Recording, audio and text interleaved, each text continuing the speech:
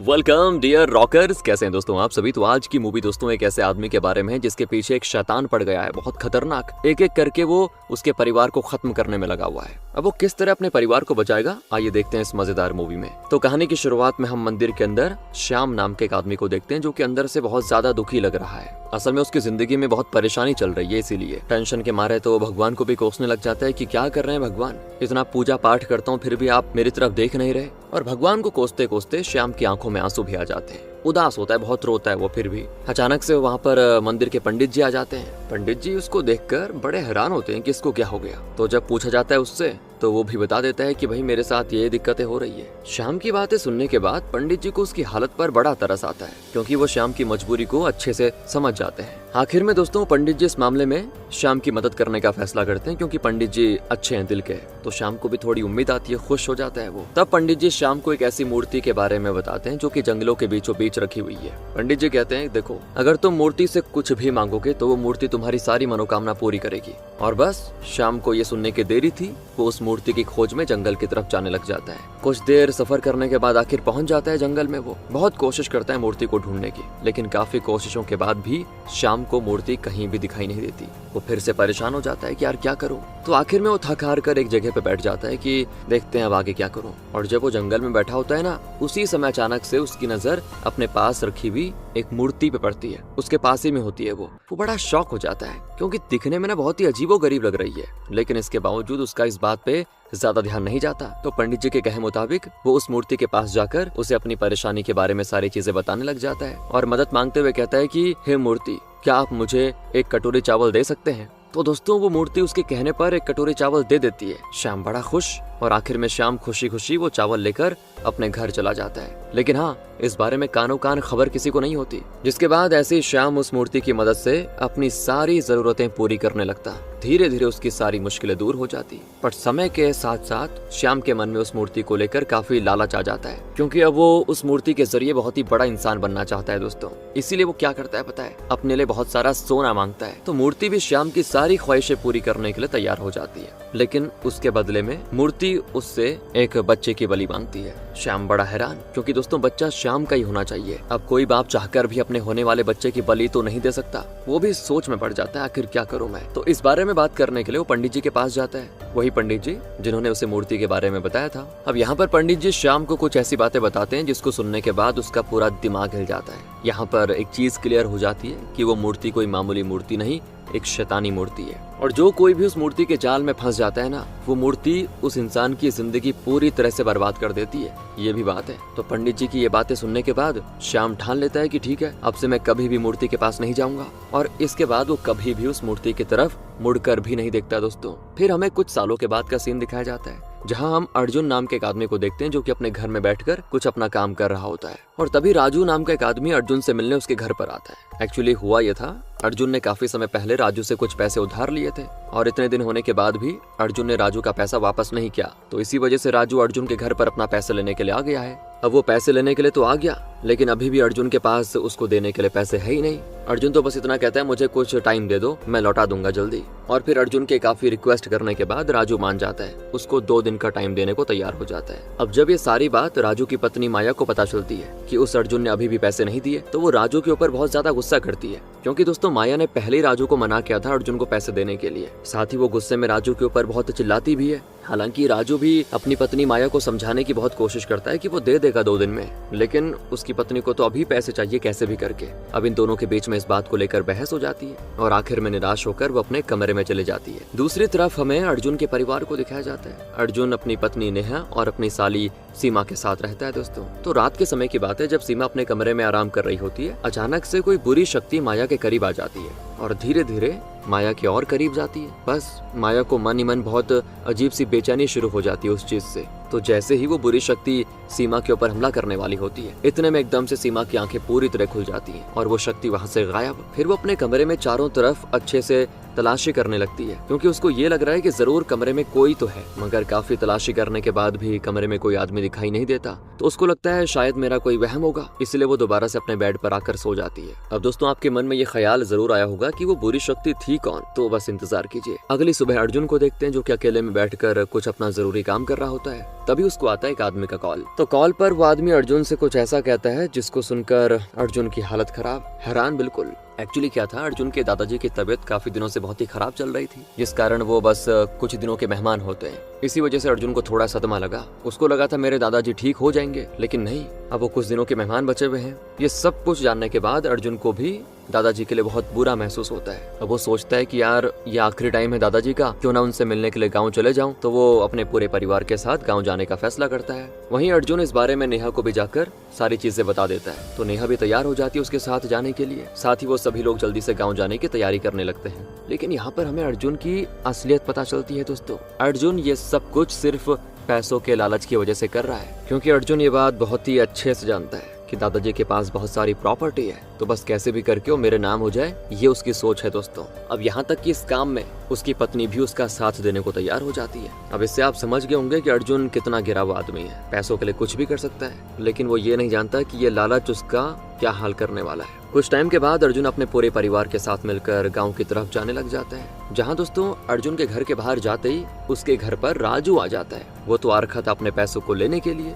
लेकिन उधर अर्जुन के घर को बंद देखकर वो शॉक हो जाता है कि ये लोग गए कहाँ। फिर वो पड़ोसियों से अर्जुन के बारे में पूछताछ करता है, कहाँ गए ये लोग। तो उसके पड़ोसी अर्जुन के बारे में सारी चीजें बता देते हैं, और फिर राजू भी अपने घर वापस आ जाता है कि चलो देखता हूँ कब तक ऐसे छुपता रहेगा ये। दूसरी तरफ हम अर्जुन, नेहा और सीमा को देखते हैं। काफी देर का सफर करने के बाद आखिरकार ये लोग अपने गाँव पहुँच जाते हैं। लेकिन अचानक क्या होता है कि नेहा की हालत बहुत ही खराब हो जाती है। उसके पेट में बहुत दर्द होता है। अब अर्जुन को बड़ी चिंता होती है कि अचानक से क्या हो गया इसको। तो वो जाकर पहले तो नेहा को संभालने लग जाता है, और तब नेहा उसको कहती है कि अरे पता है तुम्हें, मैं बहुत ही जल्दी माँ बनने वाली हूँ। हाँ, ये सुनकर दोनों बड़े खुश, क्योंकि यार किसी भी इंसान के लिए इससे बढ़कर कोई खुशी नहीं होती। दोनों एक दूसरे को गले लगा लेते हैं। जिसके बाद दोस्तों अर्जुन, नेहा और सीमा साथ में जाते हैं दादाजी से मिलने के लिए। लेकिन अर्जुन वहाँ अपने दादाजी की हालत देखकर काफी ज्यादा हैरान हो जाता है। उसके दादाजी की हालत बहुत ही खराब हो गई थी। मतलब उसने फोन पे तो सुना था कि कुछ दिनों के मेहमान हैं, लेकिन अभी तो लग रहा है कि बस आज रात खत्म हो जाएंगे। यहाँ तक कि उनको बातचीत करने में भी बड़ा दिक्कत हो रही है। अब वैसे भले ही अर्जुन वहाँ पैसों के लिए आया, लेकिन थोड़े बहुत इमोशन तो होते ही आदमी के जुड़े हुए, तो उसको थोड़ी निराशा तो होती है। इसलिए वो सोचता है कि इन आखिरी के दिनों में या आखिरी के समय में मैं बिल्कुल दादाजी की सेवा करूंगा। और जब ये तीनों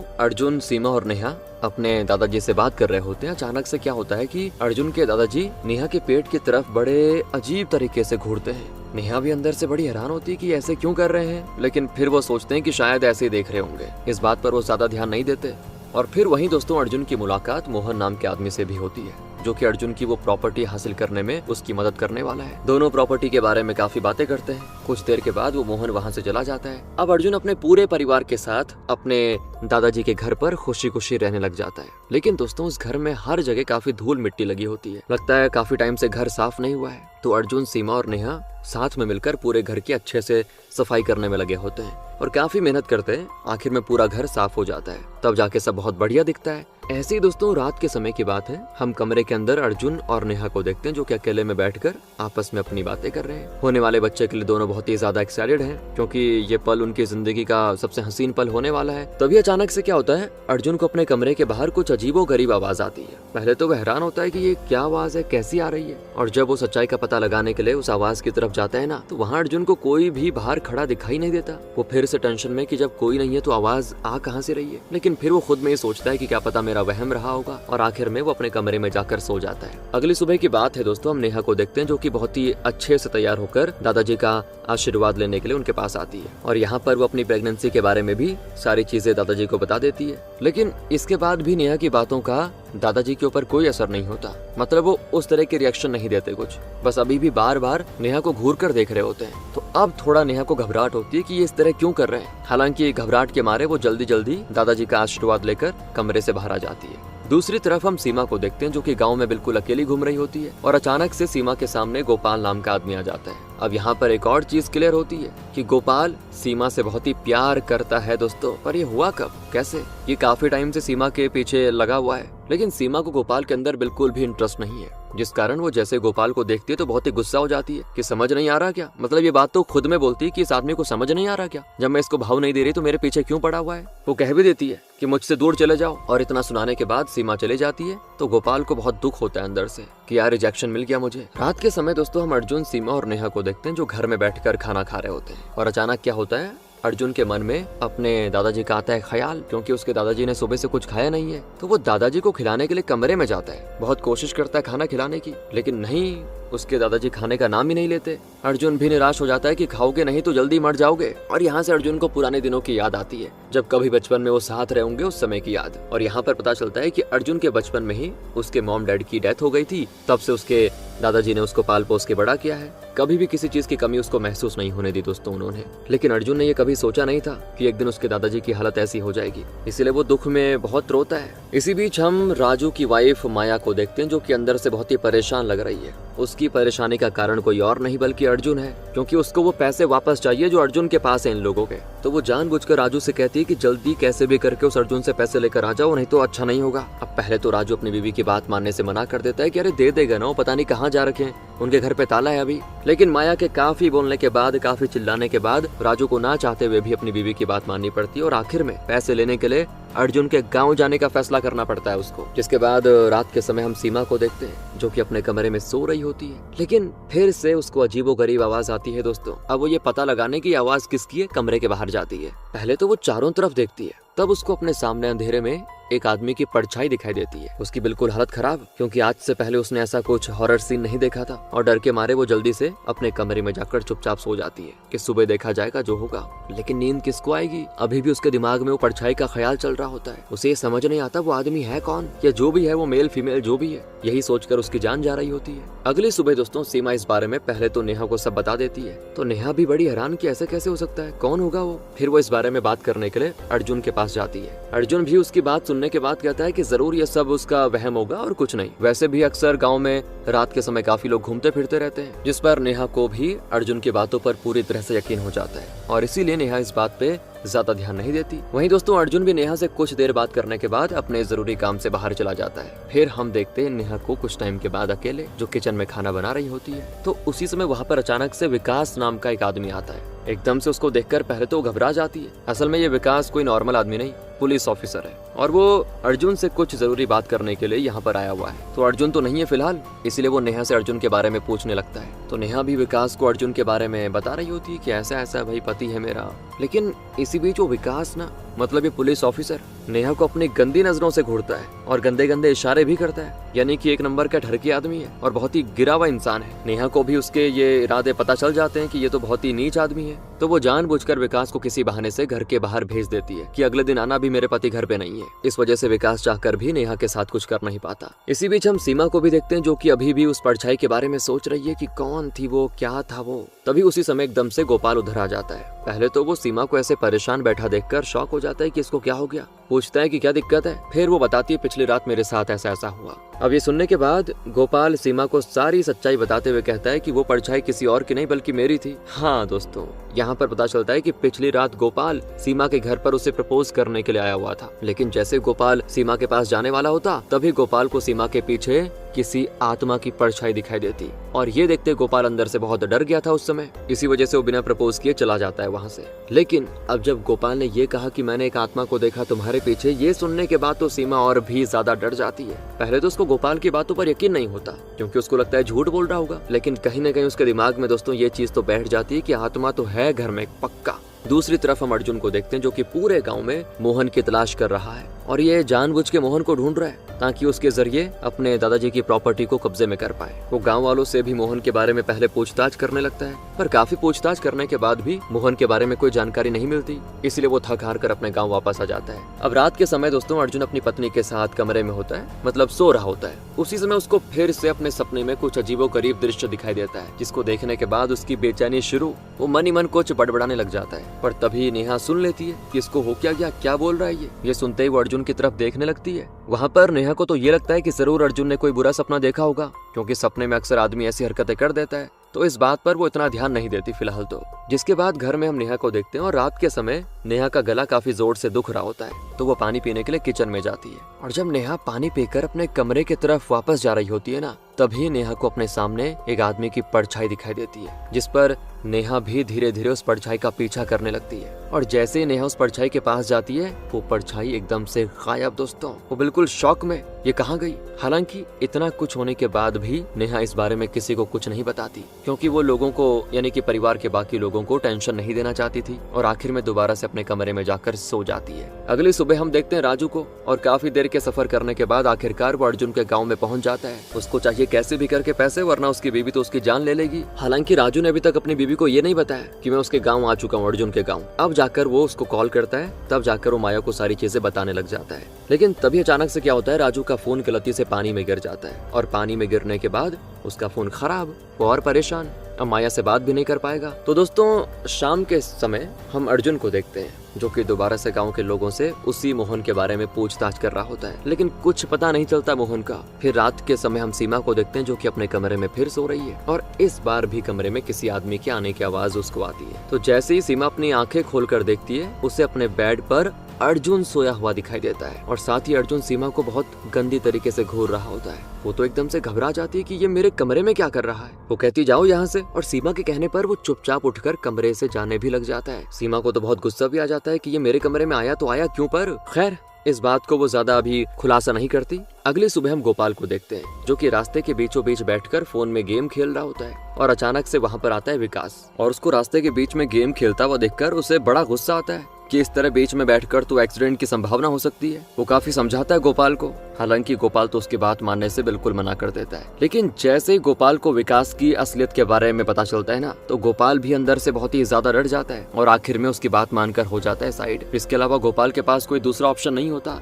जिसके बाद दोस्तों शाम के समय में अर्जुन अपने घर में बैठकर कुछ काम कर रहा होता है और इतने में वहाँ पर एकदम से गोपाल आ जाता है। अर्जुन भी गोपाल को देखकर हैरान। अब दोस्तों गोपाल तो यहाँ पे अर्जुन से कुछ चीजें डिस्कस करने के लिए आया हुआ है, मतलब जो भी घटनाएं हो रही है उनके बारे में। लेकिन वहाँ गोपाल को देखने के बाद अर्जुन को ये गलतफहमी हो जाती है कि जरूर गोपाल का सीमा के साथ कोई चक्कर चल रहा है, क्योंकि आज से पहले अर्जुन ने काफी बार इन दोनों को आपस में बातें करते हुए देखा हुआ है। और इसी गलतफहमी के कारण अर्जुन गोपाल और सीमा पे बहुत ही ज्यादा गुस्सा हो जाता है। गुस्से में अर्जुन तो सीमा को थप्पड़ भी मार देता है। बेचारी सीमा भी बहुत दुखी हो जाती है। यहाँ तक कि नेहा और गोपाल भी ये सब देखकर बड़े शॉक हो जाते हैं, क्योंकि दोस्तों आज तक किसी ने भी अर्जुन का इस तरह से रूप नहीं देखा था। और तब गोपाल अर्जुन को सारी सच्चाई बताते हुए कहता है कि मैं सीमा से मिलने नहीं बल्कि आपसे कुछ बात करने के लिए आया था और आपको सीमा के ऊपर इस तरह हाथ नहीं उठाना चाहिए था। जहां उसकी बातें सुनने के बाद अर्जुन को भी अपनी गलती का एहसास हो जाता है। अब दोस्तों भले ही अनजाने में सही, लेकिन अर्जुन ने सीमा पे हाथ उठाकर अच्छा नहीं किया, इसीलिए वो खुद में ही ज्यादा दुखी हो जाता है और गुस्से में मतलब दुख में बाहर चला जाता है।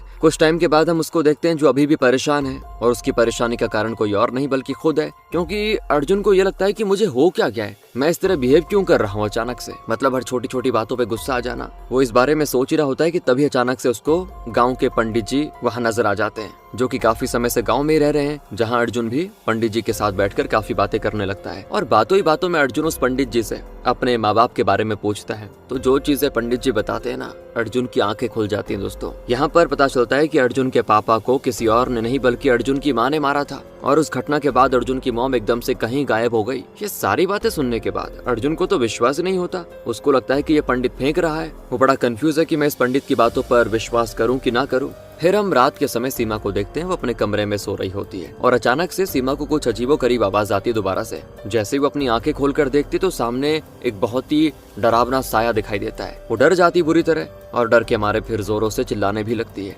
उसकी आवाज सुनकर नेहा भी हैरान होती है कि हो क्या गया। और जब नेहा इस बात का पता लगाने के लिए जल्दी से सीमा के कमरे में आती है ना, तो वो कुछ ऐसा देखती है जिससे एकदम से शॉक में चली जाती है। असल में दोस्तों वो साया कोई और नहीं बल्कि खुद अर्जुन है। और यहाँ तक कि अर्जुन उन दोनों के सामने काफी अलग तरीके से बिहेव कर रहा होता है। इन दोनों को अपनी आंखों पर विश्वास नहीं होता, क्योंकि किसी ने भी आज से पहले अर्जुन को इस तरह बिहेव करते हुए नहीं देखा था। लेकिन दोस्तों जब तक नेहा अर्जुन से कुछ बोल पाती, उससे पहले ही अर्जुन चुपचाप घर के बाहर निकलकर जंगल की तरफ जाने लग जाता है। अब इस पर नेहा और सीमा भी उसका पीछा करते करते उसके पीछे पीछे जाते हैं। कुछ दूर चलने के बाद अर्जुन अचानक से जंगल में कहीं गायब हो जाता है। दोस्तों ये देखने के बाद इन दोनों को शौक होता है कि ये हो क्या रहा है, ये चमत्कार है कि क्या है, ये कौन सी शक्ति है, ये अर्जुन गया तो गया, कहाँ गया। फिर वो पूरे जंगल में अर्जुन को ढूंढने लग जाते हैं और तब ढूंढते समय नेहा की नजर जंगल में पड़ जाती है अर्जुन पे, जो कि जंगल में बैठकर जानवर का मांस खा रहा है। दोस्तों इन दोनों की हालत और खराब कि ये तो राक्षस बन गया। और फिर वो डर के मारे जल्दी जल्दी घर आ जाते हैं, यहाँ तक कि वो जल्दी से सारे खिड़की दरवाजे भी बंद कर देते हैं। दोस्तों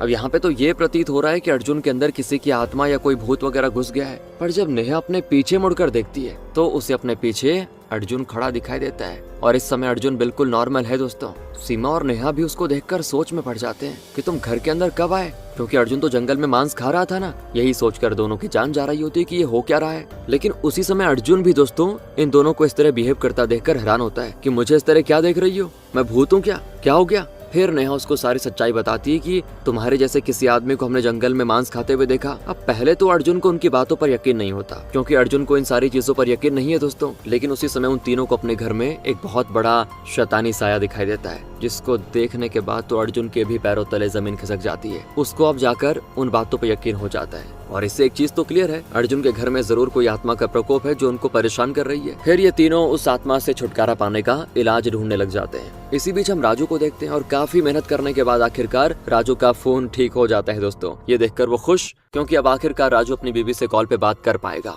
कॉल पे राजू उसे बताता है कि मैं तो यहाँ अर्जुन के गांव आ गया हूँ पैसे लेने के लिए। इस तरह वो ढेर सारी उससे बातें करता है। लेकिन उधर बातों ही बातों में माया राजू को कुछ ऐसा बताती है जिसको सुनने के बाद तो राजू और भी ज्यादा टेंशन में आ जाता है। दरअसल जैसे मैंने आपको पहले बताया कि राजू बिना माया को बताए हुए आ गया था, वो तो उसने अभी फोन पर बताया कि मैं यहाँ पर आ गया हूँ अर्जुन के गांव पर। लेकिन क्योंकि वो पहले बिना बताए आया तो माया को उसकी बड़ी चिंता होने लग गई थी और उसको ये लगा कि किसी ने राजू को किडनैप कर लिया है। और इन सब चीजों के चक्कर में उसने लिखा दी पुलिस स्टेशन में कंप्लेंट। अब ये सब जानने के बाद राजू भी हैरान होता है कि पुलिस का मामला क्यों ऐड कर दिया तुमने इसमें। हालांकि राजू भी जाकर कुछ कर नहीं पाएगा। दूसरी तरफ हम विकास को देखते हैं जो कि पूरे गांव में किसी आदमी को ढूंढ रहा है। अब दोस्तों ये जानकर आपको हैरानी होगी कि विकास जिस आदमी को ढूंढ रहा है वो कोई और नहीं बल्कि राजू है। असल में पता है क्या, विकास ये सब कुछ माया के कहने पे कर रहा है, क्योंकि माया ने कुछ दिनों पहले ही विकास को राजू के गुम होने की कंप्लेंट लिखवाई थी। लेकिन फिलहाल विकास को इस बात का अंदाजा नहीं है कि माया को राजू वापस मिल चुका है। मतलब माया को राजू के बारे में पता चल चुका है कि वो जिंदा है और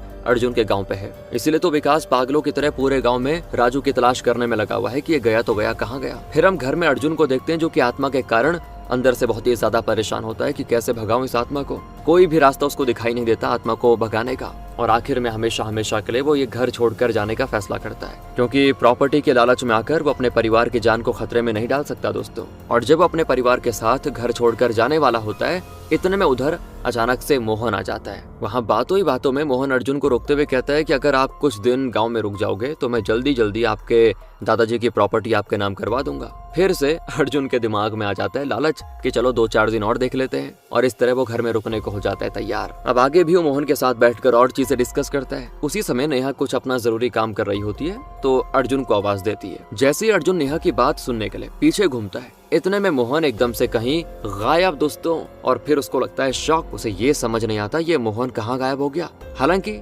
फिलहाल तो अर्जुन इस बात पे ज्यादा ध्यान नहीं देता। कुछ टाइम के बाद हम गोपाल को देखते हैं जो कि एक रेस्टोरेंट में बैठ के खाना खा रहा है। और तभी उस रेस्टोरेंट में गोपाल की मुलाकात होती है राजू से। साथ ही दोनों आपस में बैठकर नॉर्मल चीजें डिस्कस करते हैं। बातों ही बातों में गोपाल देखता है कि राजू बड़ा निराश लग रहा है। कहता है क्या हो गया तुम्हें, जिसपे राजू सारी सच्चाई बताते हुए कहता है कि मैं यहाँ अर्जुन नाम के आदमी को ढूंढने के लिए आया हुआ हूँ। क्या तुम जानते हो अर्जुन को? जानते हो तो क्या मुझे उसके पास लेकर जा सकते हो? अब गोपाल उसकी बातें सुनने के बाद उसकी मदद करने का फैसला करता है। आखिर में उसको लेके जाता है अर्जुन के घर पे। इसी बीच हम अर्जुन को भी देखते हैं जो कि अपने दादाजी के साथ अकेले में बैठकर कुछ बातें कर रहा है। और बात करते समय अर्जुन अचानक से अपने दादाजी से निराश होकर कहता है कि दादाजी मैं कुछ दिनों के लिए ये घर छोड़ के जा रहा हूँ। अभी नहीं, मतलब कुछ दिनों के बाद जा रहा हूँ। तो ये सुनने के बाद उसके दादाजी बहुत ही गुस्सा हो जाते हैं, क्योंकि वो नहीं चाहते कि अर्जुन ये घर छोड़कर कहीं जाए। इसलिए वो तो उसका हाथ पकड़ लेते हैं। और पता है क्या, हाथ पकड़ते ही अर्जुन के अंदर कोई अजीब सी शक्ति आ जाती है। अब वो काफी अलग तरीके से बर्ताव करने लगता है, जिसको देखकर तो ऐसा लग रहा है कि जरूर अर्जुन के अंदर फिर से कोई आत्मा आ गई है। इसके बाद राजू को देखते हैं और दोस्तों कुछ देर सफर करने के बाद राजू आखिरकार पहुंच जाता है अर्जुन के घर पे। वहाँ वो अर्जुन से पैसे मांगने लगता है, लेकिन अर्जुन को उसी समय राजू की बातें सुनकर अंदर से और गुस्सा आ जाता है कि मैं पहले से इतनी मुसीबत में हूँ, इसको पैसे चाहिए। वो राजू को बहुत मारने लग जाता है, जिससे फिर होना क्या था, दोनों के बीच में खतरनाक लड़ाई होती है। और यहाँ पर एक और चीज क्लियर हो जाती है कि ये सब कुछ उस बुरी शक्ति का असर है दोस्तों। उस बुरी शक्ति ने अर्जुन के शरीर को पूरी तरह से अपने वश में कर लिया, इसलिए वो इस बात पे लड़ने को तैयार हो गया है। वहीं नेहा और सीमा भी ये देखकर बड़े हैरान हो जाते हैं कि अर्जुन को बार बार हो क्या रहा है। कभी जंगल में मांस खा रहा है, कभी इस तरह बर्ताव कर रहा है। वो दोनों उसको रोकने की बहुत कोशिश करते हैं, लेकिन नहीं मानता अर्जुन। और आखिर में अर्जुन राजू को जान से मार देता है दोस्तों। सभी शौक, सीमा और नेहा तो सुन बिल्कुल कुछ देर के बाद आता है अर्जुन को होश, और जब वो राजू को अपने सामने मरा हुआ देखता है तो उसको तो बिल्कुल अटैक्स आ जाता है कि ये क्या हो गया। उसको ये नहीं पता कि राजू को मैंने मारा, वो यही सोचता है कि इसको मारा किसने। और फिर नेहा अर्जुन को राजू की मौत के बारे में सब बताती है कि इसको तुम नहीं मारा। अर्जुन को तो पहले यकीन नहीं होता, वो दुखी हो जाता है कि मेरे अंदर ये क्या चीज आ रही है जो मुझसे ये चीजें करवा रही है। अर्जुन ने कभी सोचा नहीं था कि वो किसी बेकसूर आदमी को इस तरह जान से मार देगा। उसे अपनी गलती का एहसास भी होता है, लेकिन वो गलती उसने करी नहीं, उससे करवाई गई। जो भी आत्मा उसके अंदर आई थी उसने करवाई। अब आगे दोस्तों, अर्जुन, सीमा और नेहा राजू की लाश के सामने बैठे होते हैं। इतने में कोई आदमी बाहर से उनके घर का दरवाजा खटखट करता है। सभी घबरा जाते हैं क्योंकि अभी तो उनको लाश को ठिकाने लगाना है। उन्हें समझ नहीं आता क्या करें, क्योंकि अगर गलती से भी किसी को पता चला तो बस जेल के अलावा कुछ नहीं होगा इनको। डर के मारे वो लाश को एक कमरे में छुपा देते हैं। तो जैसे अर्जुन लाश को छुपाने के बाद दरवाजा खोलता है ना, वहाँ उसके सामने गोपाल और विकास खड़े दिखाई देते हैं। असल में विकास तो अर्जुन के घर पे राजू के बारे में पूछताछ करने के लिए आया है, जहाँ पूछताछ करते समय अर्जुन साफ कह देता है कि मैं तो राजू के बारे में कुछ भी नहीं जानता। लेकिन यहाँ विकास को उसकी बातों पर यकीन नहीं होता, इसलिए विकास शक के आधार पे अर्जुन के घर की पूरी तलाशी लेने लग जाता है। और फिर तलाशी करते करते विकास को अर्जुन के कमरे में राजू की लाश पड़ी हुई दिखाई देती है, जिसको देखते विकास समझ जाता है कि जरूर अर्जुन ने ही राजू का खून किया होगा, वरना राजू की लाश इस घर में कैसे आ सकती है। विकास को बड़ा गुस्सा आता है अर्जुन पर, और गुस्से में विकास अर्जुन को अपने साथ पुलिस स्टेशन ले जाने की धमकी देता है। सभी घबरा जाते हैं, नेहा, सीमा, अर्जुन सभी। वो विकास से अपनी गलती के लिए माफी भी मांगता है, लेकिन दोस्तों ये तो कोई माफी मांगने का वो थोड़ी है, मर्डर हो गया है। हालांकि विकास एक शर्त पर उसे माफ करने को तैयार हो जाता है। वो कहता है मैं तुम्हें छोड़ दूंगा, लेकिन उसके बदले तुम्हें अपनी प्रॉपर्टी का आधा हिस्सा मेरे नाम करना होगा। और फिर अर्जुन को ना चाहते हुए भी उसकी बात माननी पड़ती है, वरना वो जेल जाएगा। लेकिन अभी भी कैसे भी करके राजू की लाश को ठिकाने लगाना है इन लोगों को, वरना सभी लोग मुश्किल में पड़ जाएंगे। इसीलिए अर्जुन और अब खुद विकास भी जल्दी से राजू की लाश के पास जाने लग जाते हैं। और जब वो राजू की लाश को अपने साथ लेकर जाने ही वाले होते हैं, उसी समय अर्जुन और विकास को दादाजी की लाश एक कमरे में पड़ी हुई दिखाई देती है। हाँ दोस्तों, दादाजी की लाश। दोनों बिल्कुल हैरान, दोनों क्या सभी हैरान कि दादाजी को किसने मारा, इनकी मौत कब हुई। सभी बिल्कुल शॉक। लेकिन यहाँ पर फिर से विकास को लगता है कि जरूर अर्जुन ने प्रॉपर्टी के लालच में अपने दादाजी को मार दिया होगा। विकास को बड़ा गुस्सा आता है अर्जुन पे दोबारा, क्योंकि एक के बाद एक लाश निकली जा रही है अर्जुन के घर से। हालांकि अर्जुन उसको समझाने की बहुत कोशिश करता है कि मैंने नहीं मारा दादाजी को, लेकिन विकास नहीं सुनता उसकी। अब वो फिर से उसको इस बात पे धमकाने भी लगता है, तो अर्जुन के भी हालत खराब हो जाते हैं कि करूं तो करूं, क्या करूं। तो फिर घबराहट के मारे वो कहता है कि विकास को कहता है वो कि जो तुम बोलोगे मैं वो करने को तैयार हूँ, बताओ क्या करना है। तो विकास अब इसी मौके का फायदा उठाकर अर्जुन से सारी मांगे पूरी करवा लेता है अपनी। और आखिर में विकास अर्जुन से कुछ ऐसा कहता है जिसको सुनकर वो और हैरान। यहाँ पे पता चलता है कि काफी दिनों से विकास की गंदी नजर नेहा के ऊपर है, इसीलिए वो कहता है एक काम करो ना, अपनी पत्नी को बस एक रात के लिए मेरे पास आने दो। अर्जुन तो बौखला जाता है उसकी बातें सुनकर, और सीधे विकास पे हमला कर देता है कि तेरी इतनी हिम्मत कैसे भी। दोनों में होती खतरनाक लड़ाई, जहाँ आखिर में विकास अर्जुन को कैसे भी एक कमरे में बंद कर देता है, और अर्जुन चाहकर भी कुछ नहीं कर पाता विकास का। तो दोस्तों, जैसे विकास नेहा के साथ बदतमीजी करने के लिए उसके पास जा रहा होता है, अचानक से अर्जुन के अंदर अपने दादाजी की आत्मा आ जाती है, और अचानक से बहुत ही ज्यादा शक्ति आ जाती है उसके अंदर। फिर तो अर्जुन गुस्से में विकास को मार मार कर उसकी हालत खराब कर देता है कि वो कभी भी किसी औरत के बारे में ऐसा ना सोचे। लेकिन इतना कुछ होने के बाद भी अर्जुन का गुस्सा शांत नहीं होता। वो नेहा को जबरदस्ती अपने साथ एक ऐसे कमरे में लेके जाता है जिधर पहले से सभी तंत्र मंत्र की चीजें रखी हुई है। साथ ही उधर अर्जुन नेहा के ऊपर काला जादू करने लगता है, और ये सब देखकर नेहा तो घबरा जाती है। उसे कुछ समझ नहीं आता कि अर्जुन मेरे साथ करने क्या वाला है। अब यहीं से दोस्तों मूवी जाती है पास्ट में, जहाँ पास्ट में हमें अर्जुन के डैड को दिखाते हैं, उसके पिता को, और यहाँ पर पता चलता है कि अर्जुन के पिताजी कोई और नहीं बल्कि श्याम थे। हाँ दोस्तों, वही श्याम, मूर्ति वाला श्याम। श्याम को उस मूर्ति की सच्चाई के बारे में पता चला तो उसने मूर्ति का साथ हमेशा के लिए छोड़ दिया था। पर इसके बाद भी श्याम के मन का लालच बिल्कुल भी खत्म नहीं होता। उसके अंदर थोड़ा और लालच आ जाता है, क्योंकि वो उस मूर्ति के जरिए और बड़ा आदमी बनना चाहता है। मगर हाँ, इस काम के लिए श्याम को अपने बेटे की बलि देनी थी, वरना वो चाहकर भी बड़े आदमी नहीं बन पाता। तो इसलिए श्याम इस बारे में बात करने के लिए अपनी पत्नी राधा के पास जाता है। तो राधा को तो बड़ा गुस्सा आता है कि ये क्या बकवास कर रहे हो, वो मना कर देती बिल्कुल भी। अब श्याम बड़ा परेशान कि कैसे करूं। इसी टेंशन के मारे उसे कुछ समझ नहीं आता, और तब उसके दिमाग में आता है एक आइडिया। असल में श्याम अपनी पत्नी के गर्भ में पल रही अपनी दूसरी औलाद की बलि चढ़ाने के बारे में सोचता है, और इस काम में श्याम के पापा भी उसकी मदद करने का फैसला कर देते हैं। यानी कि अपने अर्जुन के दादाजी। जिसके बाद रात के समय वो दोनों राधा को बहला फुसलाकर अपने साथ एक जगह पे लेके जाते हैं और वहाँ वो राधा पे जबरदस्ती काला जादू करने लगते हैं श्याम के पापा यानी कि अर्जुन के दादाजी। राधा अंदर से बहुत ही ज्यादा डर जाती है। डर के मारे राधा अपनी जान बचाकर वहाँ से तुरंत भागने की सोचती है और फिर श्याम भी राधा को पकड़ने के लिए उसका पीछा करने लगता है। तो जैसे ही श्याम राधा को पकड़ने वाला होता है तभी राधा श्याम से बचने के लिए उस पर हमला कर देती है और उसकी मौके पर ही मौत हो जाती है। और उसकी मौत के बाद वो जगह हमेशा के लिए राधा छोड़ देती है। उस दिन के बाद वो अपने बेटे के साथ कहीं दूर जाकर बसने लगी, जहाँ पहले तो राधा की जिंदगी ठीक चल रही होती है, लेकिन आगे राधा को एक बहुत ही भयानक बीमारी हो जाती है जिसकी वजह से राधा की भी हो जाती मौत। वहीं दूसरी तरफ श्याम के पापा को दिखाते हैं। इतना कुछ होने के बाद भी वो हार नहीं मानते। श्याम के पापा को कैसे भी उस शैतान को खुश करना है, इसीलिए वो अपनी बेटी के होने वाले बच्चे की बलि चढ़ा देते हैं। पर इसके बावजूद भी वो शैतान उस बलि को स्वीकार नहीं करता,